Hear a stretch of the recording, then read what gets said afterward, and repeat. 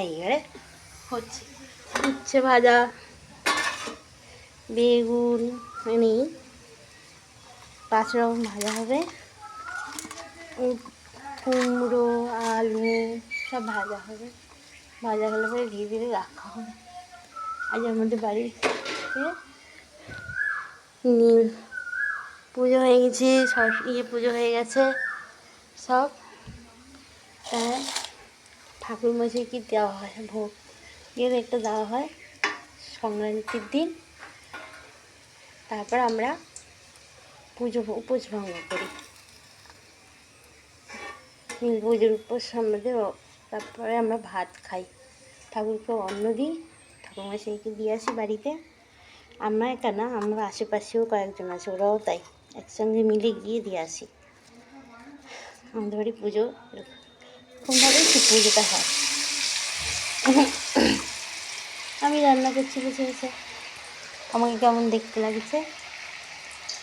আলুগুলো ভাজবো, শুক্তো হবে, তারপর ধোকার তরকারি হবে, আমের চাটনি হবে, ডাল হবে। ঠাকুরমশাই বাড়িতে ফিরে আসা হবে একটা একটা করে। আলুতে প্রথমে তো এতে নুন, জিরে, ধনে, তারপরে হলো লঙ্কা কুচি করে দিয়েছি। অন্য সময় লঙ্কা গুঁড়ি করে দেওয়া হয়, আবার লঙ্কা গুঁড়ির প্যাকেট আনতে ভুলে গেছি, তাই যদি একসঙ্গে করে মাখা হয়, মেখে কিছুক্ষণ রাখা হয়, ঝাঁকিয়ে মেখে নিয়ে তারপর রাখা হয়, রেখে তারপর ধীরে ধীরে করে ভাজা হয়। একটা একটা করে আলু দিচ্ছি, আলু ভাজা হয়ে যাবে। ও আর ক্ষীর হবে। আমি ক্ষীরটা খুব ভালো করতে পারি, ভালো খেতেও পারি। আমি 3-4 রকম মিষ্টি ঠাকুর করতে করতে শিখে গেছি। 4 রকম মতন মিষ্টি বানাতে পারি।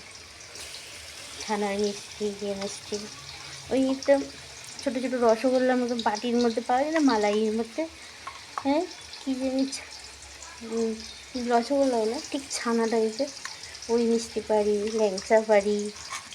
তারপরে হচ্ছে রাঙা আলু দিয়ে মিষ্টি তৈরি করতে পারি, করে আমি ঠাকুর পুজো